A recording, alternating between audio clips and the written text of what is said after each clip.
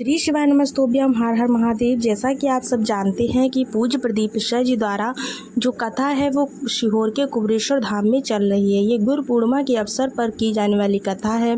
तो इस कथा को सुनकर आप इसका सीधा प्रसारण यूट्यूब और आस्था चैनल के माध्यम से देख सकते हैं। इस कथा को सुनकर आप भी पूरा लाभ ले सकते हैं। तो देखिए, आज की कथा में पूज्य गुरुदेव ने बताया था कि जो उनकी लखनऊ में कथा होने वाली थी वो कथा कैंसिल हो चुकी है। उसकी जगह पर अगली कथा कहाँ पर होने वाली है, इस बारे में भी पूज्य गुरुदेव ने बताया है। तो वो भी आपको इस वीडियो के अंत में देखने को मिलेगा।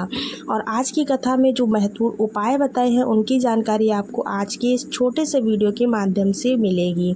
आज का वीडियो बहुत ही छोटा है लेकिन आपको पूरी जानकारी दी जाएगी। और आज की कथा जो हो रही है उसकी कथा की जानकारी आपको अगले वीडियो में मिलेगी। तो चलिए शुरू करते हैं आज की कथा की पहली जानकारी। बढ़ते हैं आज की कथा की पहली विशेष जानकारी की तरफ। पूज्य गुरुदेव ने कहा है, मानव की देह मिली है और अगर आप मंदिर तक पहुंच पा रहे हैं तो आपके कोई न कोई पुण्य जरूर प्रबल हुए होंगे जिसकी वजह से आप मंदिर तक पहुंच पा रहे हैं। बढ़ते हैं आज की कथा की दूसरी विशेष जानकारी की तरफ। आज पूज्य गुरुदेव ने विशेष कार्य के लिए एक अचूक उपाय बताया है जिसको आप लोगों को ज़रूर करना चाहिए।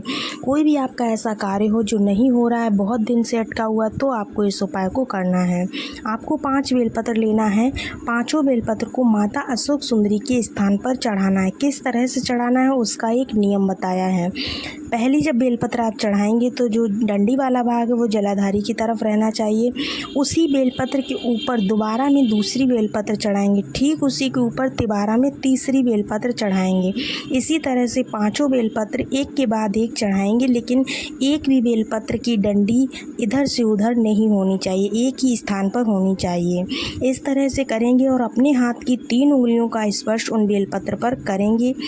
उसके बाद एक लोटा जल जो आप साथ में लेकर गए हैं उसको दोनों हाथों से पकड़कर महादेव के शिवलिंग पर चढ़ाना है। अपने दिल की बात जो है वो माता अशोक सुंदरी से करनी है। 2 से ढाई महीने में निश्चित ही आपका वो कार्य पूरा हो जाएगा। वैसे तो इस कार्य को करने के लिए पूज्य गुरुदेव ने विशेष दिनों का भी अनुसरण करवाया है, जैसे कि प्रदोष का दिन हो गया, सोमवार हो गया, या फिर अष्टमी तिथि पर अगर आप इस उपाय को करते हैं तो इसका 100% फल ज़रूर मिलेगा। बढ़ते हैं आज के नए उपाय की तरफ। दूसरा जो विशेष उपाय पूज्य गुरुदेव ने बताया है वो उपाय है विवाह संबंधी, यानी कि जिन व्यक्तियों का विवाह नहीं हो रहा है, विवाह में बहुत देरी हो रही है, तो वो इस उपाय को ज़रूर करें। करना क्या है, सोमवार की अष्टमी पड़ रही हो या फिर सोमवार जो सावन के सोमवार आने वाले हैं इसमें भी आप इस उपाय को कर सकते हैं। सावन में जो भी अष्टमी पड़े उस पर कर सकते हैं। विवाह के लिए आपको माता अशोक सुंदरी के स्थान के पर जो है ना सीधे हाथ का स्पर्श करना है। जो माता अशोक सुंदरी का स्थान होता है वहाँ पर सीधे हाथ का स्पर्श करें। अपने दिल की बात माता अशोक सुंदरी से कह दें। तो ऐसा करने से ऐसा कोई भी व्यक्ति नहीं है जिसका विवाह रह जाए। माता अशोक सुंदरी वाला ये विवाह योग वाला जो उपाय है बहुत लोगों ने किया है, इससे बहुत लोगों को फ़ायदा भी हुआ है।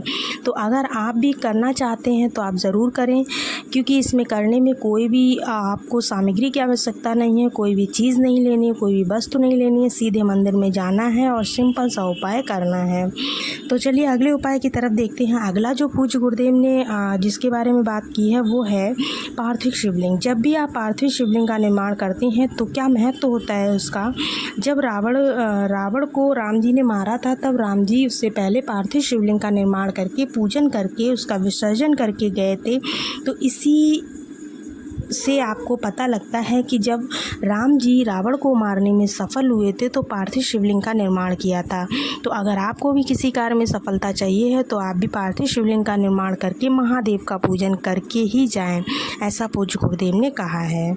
तो चलिए अगले उपाय की बात कर लेते हैं। अगर आप किसी भी ज्योतिर्लिंग में जाते हैं तो आप घूमते हैं फिरते हैं, ये सब तो ठीक है, लेकिन उसके बाद भी पूज्य गुरुदेव ने बताया है कि वहाँ पर मंदिर में आपको विश्राम ज़रूर लेना चाहिए।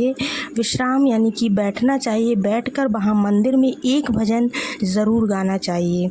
इससे क्या होगा ना, आपके जीवन के जो भी दुख संकट हैं उन सब की आपके जीवन से छुट्टी हो जाएगी। चलिए बात कर लेते हैं अब जो पूज्य गुरुदेव की लखनऊ की कथा थी वो कैंसिल क्यों हुई है, क्या कारण है और अगली कथा कहाँ होगी उसके बारे में। तो देखिए पूज्य गुरुदेव ने बताया कि जो लखनऊ में कथा होने वाली थी श्रीवास्तव जी के यहाँ, वो कथा कैंसिल हो गई है। श्रीवास्तव जी ने खुद कहा है कि उनकी कथा की सारी तैयारियां हो चुकी थी, सब पंडाल लग गए थे, लेकिन कुछ परेशानियां आ गई जिसकी वजह से उन्होंने बाबा से बात की। इस पर पूज्य गुरुदेव ने पूछा कि आप क्या चाहते हैं, तो उन्होंने कहा कि कीचड़ की समस्या है, यहाँ पर मिट्टी की समस्या है। तो इस पर बाबा बोले कि जब बाबा चाहेंगे भोलेनाथ तब आपके यहाँ कथा ज़रूर होगी, लेकिन जो भक्त लोग हैं वो निराश ना हो। इस पर पूज्य गुरुदेव ने कहा है कि बिल्कुल भी निराश ना हो। 25 जुलाई से नई कथा का जो शुभारंभ है वो हो जाएगा।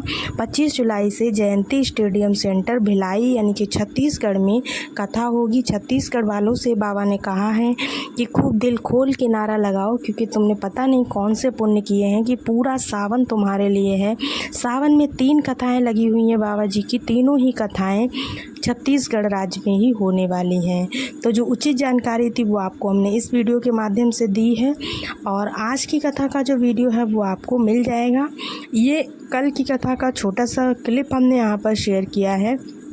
तो आज की कथा का पूरा वीडियो ज़रूर देखें शाम को 6 बजे के लगभग, ठीक है। चलिए, श्री शिवाय नमस्तुभ्यम, हर हर महादेव। कमेंट्स बॉक्स में कमेंट करना ना भूलें।